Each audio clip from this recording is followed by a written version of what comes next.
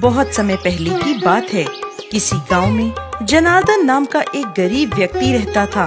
वो भोलेनाथ का बहुत बड़ा भक्त था। एक दिन उसके मन में केदारनाथ दर्शन करने जाने की तीव्र इच्छा हुई, लेकिन उसके पास केदारनाथ धाम जाने के लिए पैसे नहीं थे। तो उसने घर से केदारनाथ तक की पद यात्रा करने की सोची और फिर भोलेनाथ की भक्ति दिल में लिए जनार्दन केदारनाथ की पैदल यात्रा के लिए निकल पड़ा। लोगों से रास्ता पूछता हुआ वो केदारनाथ की ओर जाने लगा। अरे भाई साहब, मुझे केदारनाथ जाना है। यहाँ से कौन सा रास्ता जाता है? आप ये सीधा रास्ता पकड़ लीजिए। कुछ दूर जाते ही एक दाहिनी ओर को रास्ता जाएगा, उस रास्ते पर मुड़ जाइए। फिर आप वहाँ किसी से भी आगे का रास्ता पूछ लीजिएगा। वैसे आप जा कैसे रहे हैं? आपके पास कोई सवारी नहीं है? भैया, मैं पैदल ही जा रहा हूँ। हे शंभू, इतनी दूर आप पैदल जा रहे हैं? तब तो आपको महीनों लग जाएंगे। चलिए कोई नहीं, भोलेनाथ आपकी रक्षा करे।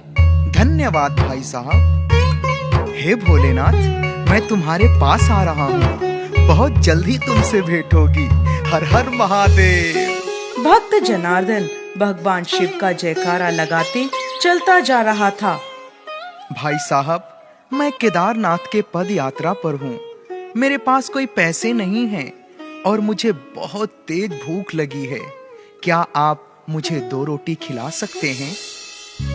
अरे भाई, हम क्या यहाँ भंडारा कराने बैठे हैं जो सबको मुफ्त में खिलाएं? पैसे है तो खाओ वरना जाओ। ऐसे तो पता नहीं कितने पद यात्रा पर आते जाते रहते हैं। हम क्या सबको मुफ्त में खाना ही खिलाते रहे? निकलो यहाँ से, पता नहीं कहाँ कहाँ से आ जाते हैं। हे भोलेनाथ, लगता है आज भी भूखा ही चलना पड़ेगा। अब शरीर में हिम्मत नहीं बची है। अगर भोजन मिल जाता तो थोड़ी हिम्मत आ जाती। तभी उसने देखा कि उससे 10 कदम की दूरी पर एक भंडारा हो रहा है, जिसे देख उसकी खुशी का कोई ठिकाना नहीं रहा। हर हर महादेव। लगता है भोलेनाथ ने मेरी सुन ली। अब चल के भंडारा खा लेता हूँ, फिर आगे का सफर तय करूँगा। जनार्दन वहाँ भरपेट खाना खाता है और फिर आगे की तरफ चल पड़ता है। दिन मौसम बदलते गए, लेकिन जनार्दन शिव भक्ति में लीन चलता जा रहा था। अब जनार्दन के शरीर में शक्ति नहीं बची थी। महीनों से भूखा प्यासा जनार्दन आखिरकार केदारनाथ मंदिर तक पहुँच ही जाता है। मंदिर पहुँच के वो देखता है कि कुछ ब्राह्मण केदारनाथ मंदिर का पट बंद कर रहे हैं। अरे, अंदर कहाँ घुसे जा रहे हो? चलो, अब मंदिर के द्वार बंद हो चुके हैं। क्या? मंदिर के द्वार बंद हो चुके हैं? अब तो ये द्वार 6 महीने के बाद ही खुलेंगे। पूरे 6 महीने बाद? पर ऐसा क्यों? तुम्हें नहीं पता, ठंड का मौसम आ चुका है। इस समय यहाँ पर बहुत बर्फ होती है। इस समय पर यहाँ कोई नहीं आता, इसलिए ठंड के 6 महीने केदारनाथ के पट बंद रहते हैं। अब दर्शन करने हैं तो 6 महीने बाद आना। ब्राह्मण देव, मैं बहुत दूर से महीनों की पैदल यात्रा करते हुए यहाँ तक पहुँचा हूँ। अब आप मुझे जाने के लिए कह रहे हैं? मेरे लिए अब दोबारा जाकर वापस आना असंभव हो जाएगा। मेरे पास पैसे भी नहीं हैं। आप मुझे एक बार भोलेनाथ के दर्शन करने दीजिए। मैं यहाँ से खुशी खुशी चला जाऊंगा, वरना मेरा आना व्यर्थ हो जाएगा। हम ऐसा नहीं कर सकते, यह मंदिर का नियम है। यदि एक बार द्वार बंद हो गए तो वह 6 महीने बाद ही खुलते हैं। हमें माफ करें, आप यहाँ से चले जाइए। ऐसा कहकर वो ब्राह्मण मंडली वहाँ से चली जाती है। जनार्दन को अब कुछ समझ नहीं आता। वो अब क्या करे? वहाँ रुके, इंतजार करे या वहाँ से चला जाए?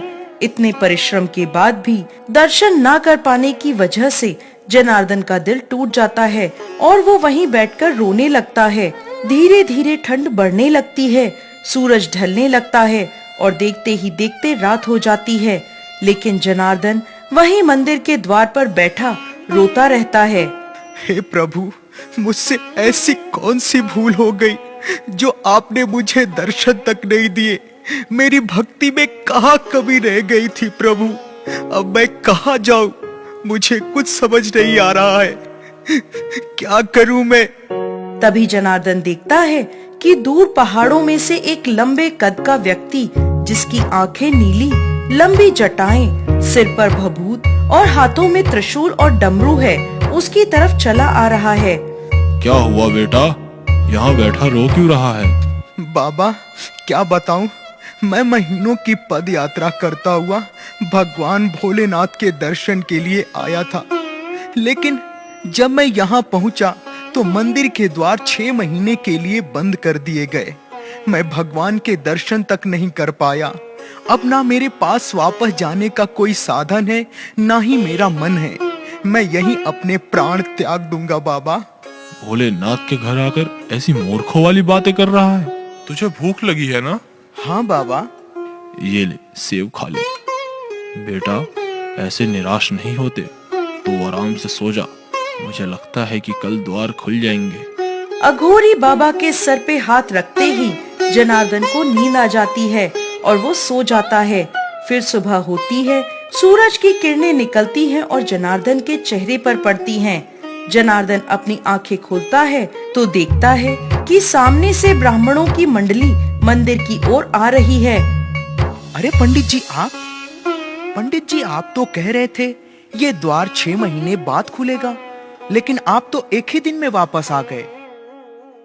तुम तो वही हो ना जो द्वार बंद होने के समय यहाँ आए थे। आज तो तुम द्वार खुलने से पहले ही आ गए। आ गए? पंडित जी मैं तो गया ही नहीं था, रात में यहीं सो गया था। क्या तुम 6 महीने से यहीं थे? 6 महीने?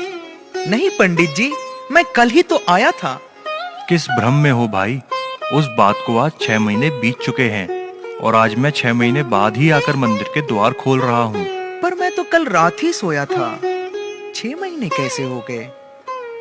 आप जब मुझे छोड़कर यहाँ से गए थे तब मैं यहीं बैठा रो रहा था। तभी एक अघोरी बाबा आए, उनकी बड़ी बड़ी जटाएं थी, हाथ में डमरू और त्रिशूल था। वो मेरे पास आए और उन्होंने मेरे सर पे हाथ रख के कहा कि सो जाओ, कल द्वार खुल जाएंगे। और मैं सो गया।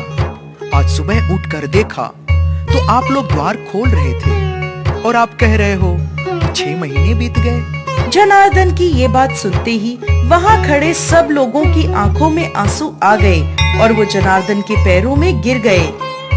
आपकी भक्ति महान है।